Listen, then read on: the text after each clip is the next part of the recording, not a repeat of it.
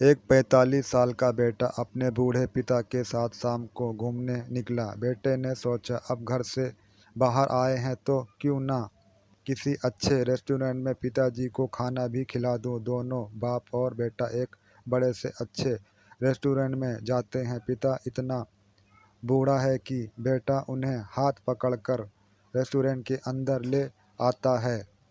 यह देखकर बहुत खुश होता है कि बेटा उसे उसके सबसे पसंदीदा रेस्टोरेंट में लेकर आया है।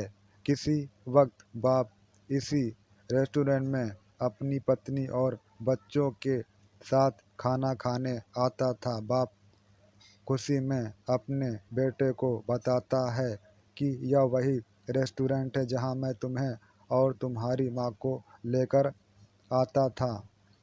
बेटा कहता है कि मुझे याद है पिताजी, और इसीलिए मैंने सोचा कि आज इसी रेस्टोरेंट में खाना खाया जाए।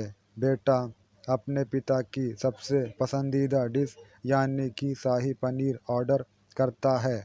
दोनों खाना शुरू करते हैं। चूँकि पिता बहुत बूढ़ा और कमज़ोर है, कुछ खाना उनकी कमीज पैंट पर भी गिर जाता है। यह देखकर रेस्टोरेंट में बैठे सभी लोग उस बूढ़े पिता को घूरने लगते हैं। सभी सोचते हैं कि इसे खाना भी नहीं आता, लेकिन उस बूढ़े बाप के बेटे को कोई फर्क नहीं पड़ता। बेटा बड़े आराम से अपना खाना खाता है और अपने पिता के खाने तक का इंतज़ार करता है। जब पिता अपना खाना ख़त्म करता है तो बेटा बड़े आराम से अपने पिता का हाथ पकड़कर उसे वॉशरूम ले जाता है और कपड़ों पर लगे दाग साफ करता है। दाग साफ करने के बाद बेटा पिता के बालों में कंघी फेरता है और उनकी आंखों पर उनके चश्मे लगाता है। जब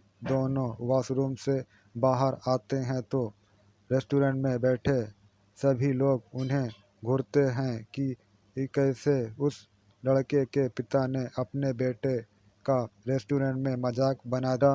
बिना किसी की परवाह किए बिल देने जाता है। बिल देकर जब वह दोनों रेस्टोरेंट के बाहर जाने लगते हैं तो एक बूढ़ा व्यक्ति उस लड़के की पीठ पर हाथ रखता है और कहता है, सुनो, तुम्हें नहीं लगता कि तुमने इस रेस्टोरेंट में कुछ छोड़ दिया है? बेटा इधर उधर देखता है और कहता है, नहीं सर, मैंने कुछ नहीं छोड़ा। वह बूढ़ा इंसान फिर बोलता है, नहीं, तुम इस रेस्टोरेंट में कुछ छोड़कर जा रहे हो। वह है इस रेस्टोरेंट में बैठे लोगों के लिए एक सीख। बेटा तुम यहाँ बैठे हर एक बेटे के लिए एक सीख छोड़कर जा रहे हो और हर एक पिता के लिए उम्मीद। मैंने आज तक ऐसा नहीं देखा कि कोई बेटा अपने पिता की इतनी दिल से सेवा करता हो, अपने पिता की जैसे तुमने सेवा कर रहे हो। वो देखकर मेरी आंखें नम हो गईं और तुमने मेरे अंदर एक उम्मीद जगा दी। शायद मेरा बेटा भी इसी तरह मेरी सेवा करे। धन्य है वो तुम्हारे माँ बाप जिन्होंने तुम्हें इतने अच्छे संस्कार दिए। बेटा जिंदगी में खूब तरक्की करो और हमेशा खुश रहो। उस बूढ़े आदमी ने उस बेटे को आशीर्वाद दिया और अपनी जगह पर बैठ गया, और यह सब देखकर उस बेटे के पिता का सीना गर्व से 5 इंच और चौड़ा हो गया। तो इस भाग-दौड़ भरी ज़िंदगी में हम लोग इतने व्यस्त हो गए हैं कि अपनों के लिए वक्त ही नहीं निकाल पाते। लेकिन इस कहानी का मूल उद्देश्य यही है कि कभी-कभी हमें अपने माँ-बाप, रिश्तेदारों के लिए वक्त ज़रूर निकालें, क्योंकि दुआएं आपको ज़िंदगी में आगे बढ़ाने का काम ज़रूर करेंगी, और उन्हें जो खुशी मिलेगी उसका आप अनुमान भी नहीं लगा सकते।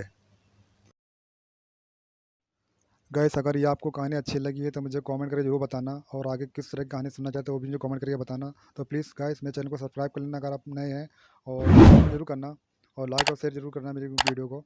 तो फिर मिलते हैं नेक्स्ट वीडियो में, तब तक के बाय, टेक केयर एंड जय हिंद।